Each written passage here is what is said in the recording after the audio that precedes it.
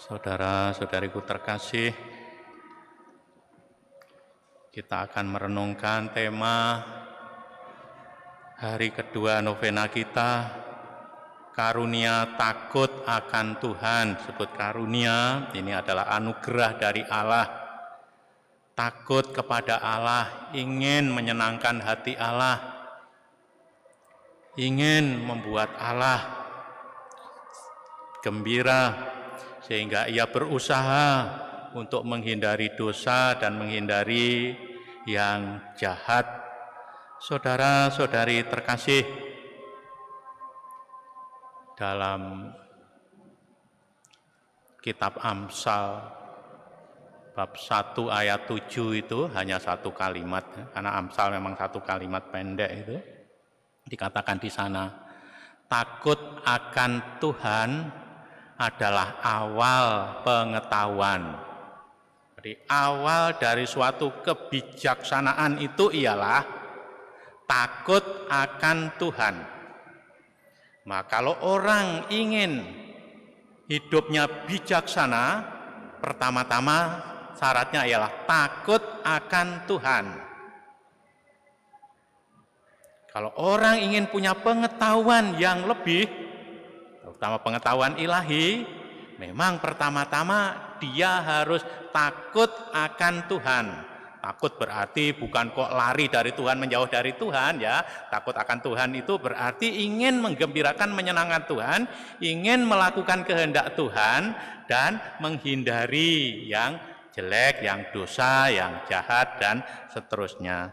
Saudara-saudari yang terkasih, memang tepat. Karena apa? Karena kebijaksanaan itu sendiri adalah Allah. Maka Yesus yang adalah Mesias itu juga gelarnya Sang Kebijaksanaan, Sang Ilmu itu sendiri. Maka dia yang berasal dari Allah, kebijaksanaan Allah Bapa, lalu menjadi manusia. Dan inilah Yesus Kristus. Maka kalau kita mencari kebijaksanaan, kita akan menemukan kebenaran itu di dalam diri Tuhan Yesus Kristus. Dan awal kebijaksanaan, awal pengetahuan ialah takut akan Allah. Manakala kita berupaya terus, berjuang terus, apalagi diberi anugerah takut akan Allah, dan itulah yang membawa kita punya pengetahuan yang semakin dalam akan Yesus sendiri. Saudara-saudariku sekalian yang terkasih, kita ingat juga bangsa Israel itu ya. Ketika bangsa Israel berbuat baik, dekat dengan Allah, takut akan Allah, penuh berkat. Tetapi ketika penuh berkat, banyak berkat, lalu terlena, enak-enak dengan berkat itu, melupakan Tuhan, menyembah dewa-dewa asing. Nah, ketika jauh dari Tuhan, dihukum, buang. Nanti bertobat, takut akan Tuhan lagi, baik sekali hidupnya. Tapi nanti lagi-lagi jatuh dalam dosa, melupakan Tuhan, maka hidupnya hancur lagi. Dan terus-menerus itu berulang hingga hari ini. Maka juga orang Israel itu juga orang yang dipilih oleh Tuhan sendiri. Dan dalam perjalanannya semakin dimurnikan memang. Suatu saat takut pada Tuhan, saat lain dia lari dari Tuhan, menyembah dewa asing. Maka seperti kitab Kejadian bab 12 ayat 2 sampai 3 itu, kalau enggak salah kurang lebih bunyinya demikian. Aku akan membuat engkau besar. Aku akan membuat engkau, yaitu Israel, itu menjadi bangsa yang besar. Dan memberkati engkau, serta membuat namamu masyhur, dan memberkati engkau, dan membuat namamu masyhur, dan engkau akan menjadi berkat. Lalu ayat ketiganya, Aku akan memberkati orang-orang yang memberkati engkau dan mengutuk orang-orang yang mengutuk engkau. Dan olehmu semua kaum di muka bumi ini akan mendapat berkat. Dan olehmu Israel, orang di muka bumi ini akan mendapat berkat. Dan ini mereka yakin betul. Nah, saudara-saudari sekalian yang terkasih, apa yang terjadi dengan Israel hari-hari ini? Apa yang terjadi dengan Israel hari-hari ini? Nah, apa? Perang. Bagaimana mencemaskan atau tidak? Dalam arti tertentu mencemaskan. Dalam arti tertentu juga mereka itu ya biasa-biasa saja, itu perang itu sudah berkali-kali sejak dulu kok. Sejak dahulu kala begitu. Lalu kalau begitu orang-orang Kristen yang di sana itu bagaimana? Ya mereka tenang-tenang saja, lalu di rumah untuk apa? Berdoa, Tuhan berilah kebijaksanaanmu supaya dua kelompok itu yang hatinya sedang keras-kerasnya ini dilembutkan, saling lembut, saling mengasihi.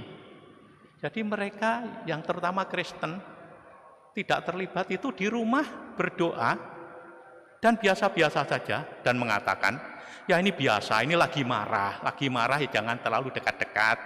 Tapi nanti seminggu 10 hari kita akan ngopi bareng-bareng lagi kok. Kami ini negara yang diberkati.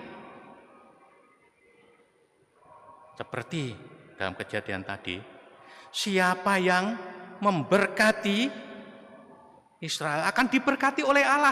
Siapa yang mengutuk akan dikutuk oleh Allah. Kami ya percaya betul. Walaupun ada perang kayak begini, kami tidak akan melarat kok. Tidak akan bangkrut. Pandemi 1 tahun saja, kami biasa-biasa saja kok. Negara itu pendapatannya tidak nurun, tidak kurang kok, tidak minus kok. Dan kami orang yang dipilih oleh Allah. Ya, kami dipilih dan mengalami terus-menerus perjuangan dan pemurnian semacam itu. Ingat, ketika Tuhan Yesus bersabda, kalau tidak salah Matius 24 itu ya, 24, 22 sampai 25 itu, Tuhan Yesus mengutuk apa itu? Pohon ara. Terkutuklah engkau, langsung mati kering. Karena apa? Karena engkau tidak berbuah. Hei Israel, karena engkau tidak berbuah, terkutuklah. Hari Minggunya, Seninnya, para murid dikumpulkan. Para murid, apa kamu sedih itu? Engkaulah Israel, engkau akan tunas kembali, akan tumbuh kembali. Dan semua itu betul nubuat itu, dan mereka yakin. Yakinnya di mana? Ketika tahun 70 dikutuk, hancur. Karena apa? Meninggalkan Tuhan, lupa pada Tuhan, tidak takut lagi pada Tuhan. Ketika tidak takut pada Tuhan, lalu jadi orang pembuangan. Tapi ingat, setelah itu Yesus bersabda kepada para murid, para rasul, engkau pohon ara yang biasanya memang bulan April itu tidak ada buahnya, baru buah itu bulan Oktober itu. Nah, ini lambang mereka. Dan ternyata juga tumbuh, bersemi lagi. Nah, mereka yakin betul setelah dihancurkan itu pada tahun 1948, itulah mereka bersemi, merdeka, kumpul dari mana-mana. Dan mereka percaya itu Tuhan menyertai mereka.